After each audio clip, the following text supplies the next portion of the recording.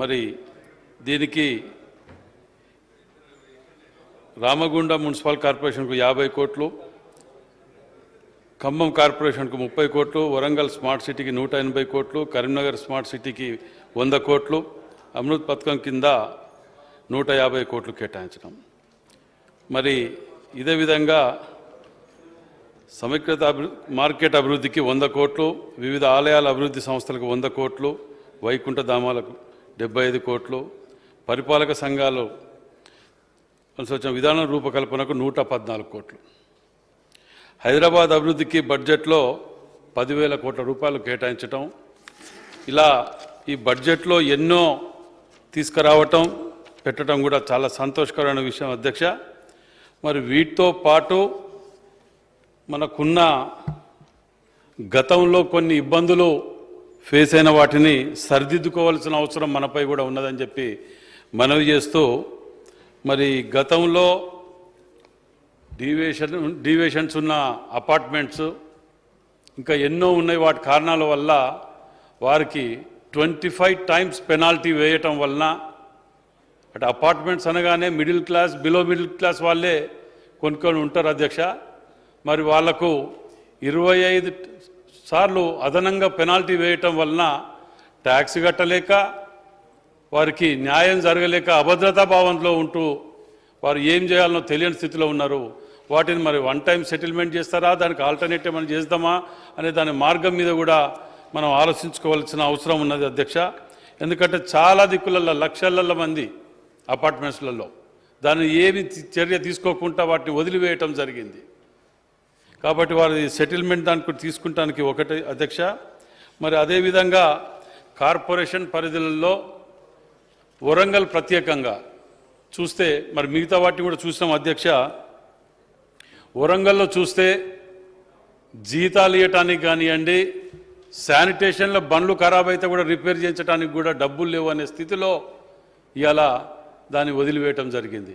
ఎందుకంటే గత ప్రభుత్వంలో డబ్బు మొత్తం ఆన్లైన్ అని చెప్పి పేరిట హైదరాబాద్లో జమ చేస్తే వారికి దయాదాక్షిణాలు ఇచ్చినంతనే దాని మీద ఖర్చుతో నడిచింది తప్ప ఎక్కడ కూడా ఇది లేకుండా పోవటం వలన లాభసాట్లో ఉన్నటువంటి కార్పొరేషన్ ఇలా నష్టాలకు వెళ్ళిపోయే పరిస్థితికి వచ్చింది అధ్యక్ష.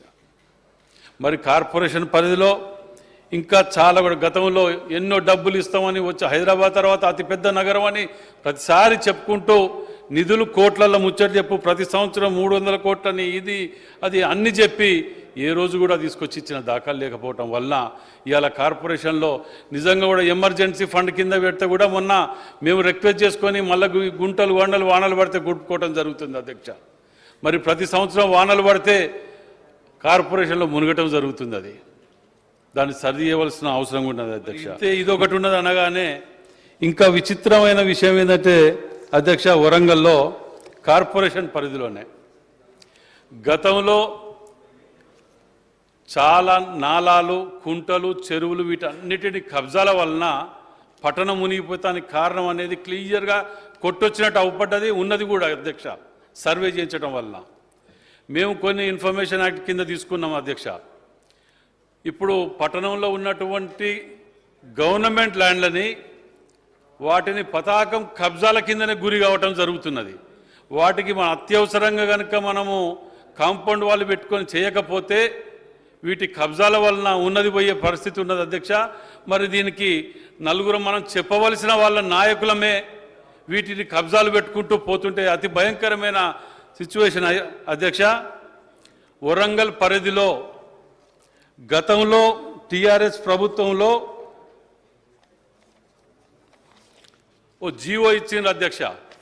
ఇది ఇన్ఫర్మేషన్ యాక్ట్ తీసుకున్నది అధ్యక్ష, మేమేం తయారు చేసింది కాదు.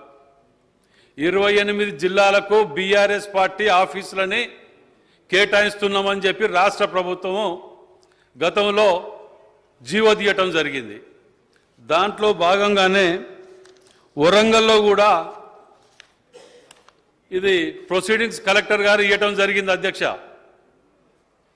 ప్రొసీడింగ్స్ ఇస్తే దానికి బీఆర్ఎస్ వాళ్ళు చాలని కట్టినరు. 4 లక్షల చిల్లర చాలని కట్టి వాళ్ళకి ల్యాండ్ అలాట్ చేస్తున్నామని చెప్తే ప్రొసీడింగ్స్ ఇచ్చినాక చాలని కట్టింది అధ్యక్ష. దాని తర్వాత మాకు ఆ ల్యాండ్ వద్దు, మాకు ఇంకో ల్యాండ్ కావాలి అని ఒక రిక్వెస్టింగ్ లెటర్ పెట్టుకున్నారు అధ్యక్ష. రిక్వెస్టింగ్ లెటర్ పెట్టుకున్న తర్వాత గవర్నమెంట్ వాళ్ళకు అక్కడ హ్యాండ్ ఓవర్ చేయలేదు, ఇక్కడ హ్యాండ్ ఓవర్ చేయలేదు. కానీ టీఆర్ఎస్ ఆఫీసు కట్టిపారేసింది అధ్యక్ష. ఇక్కడ టీఆర్ఎస్ ఆఫీస్ కట్టేసింది అధ్యక్ష. దీనికి మరి పర్మిషన్ ఉన్నదా? పర్మిషన్ లేదు. 5-6 ఏళ్ళకి 8 ఏళ్ళకి హౌస్ ట్యాక్స్ లేదు, ఏది లేదు. ఇక మేము ఇన్ఫర్మేషన్ యాక్ట్ కడితే కార్పొరేషన్ నుంచి కూడా నుంచి కలెక్టర్ ఆఫీస్కి వెళ్ళి ప్రతిదీ కూడా తీరా చూస్తే అది పార్క్ ల్యాండ్ అధ్యక్ష. పార్క్ ల్యాండ్లో ఇల్లీగల్గా కట్టడం కాకుండా మరి కరెంట్ ఏడికెళ్ళి వచ్చింది, ఇల్లీగల్గా కట్టింది కదా అని చెప్పి మాకు డౌట్ తోటి దానికి కూడా ఇన్ఫర్మేషన్ యాక్ట్ కట్టిన అధ్యక్ష. కడితే ఇన్ఫర్మేషన్ యాక్ట్లో ఏమొచ్చిందో చూడండి అందరు సభ్యులు కూడా. Consumer name BRS, father name BRS. ఏం అధ్యక్ష, ఎక్కడికి పోతున్నావు? ఇంతమంది నీతులు చెప్తాను, ముక్కు నేలకు రాస్తామంటారు. మొదటిసారి వచ్చిన ఈ హౌస్కు మేమేదో చూద్దామని వస్తే ముక్కులు రాస్తాం, నక్కులు రాస్తాం, కత్తులు తీస్తామని కూడా మాట్లాడుతున్నారు. ఇది డైరెక్ట్ ఆన్ పేపర్ చెప్తున్న అధ్యక్ష. నాకు ఈ 28 ఆఫీసుల మీద కూడా అనుమానం ఉన్నది.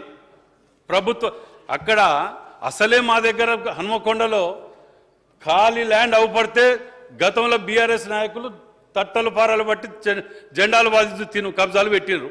దాని మీద మొత్తుకొని యాస్ట్ వస్తే ఏకంగా ఆఫీస్ లాంటి దానికి కూడా పార్టీ ఆఫీస్ అధ్యక్ష. ఇది పొద్దుగా అందులో మంత్రులు, కన్సల్ట్ ముఖ్యమంత్రులు అందరూ వచ్చి అలా కూర్చొని ప్రెస్ మీట్లు పెట్టి భోజనాలు తినిపోయిన వాళ్ళు.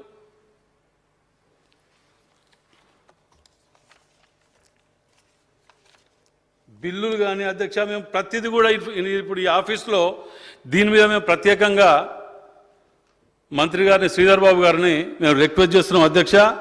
ఈ ఆఫీసుల మీద వీళ్ళు ఇచ్చిన జీవోల మీద దీని మీద మీరు ఎంక్వైరీ చేసి వీటి మీద ఉన్నటువంటి వాస్తవాలని ఇన్ఫర్మేషన్ యాక్ట్ ద్వారా బయటికి తీస్తారా, దీని మీద ఏమి నిర్ణయం తీసుకుంటారు అనేది.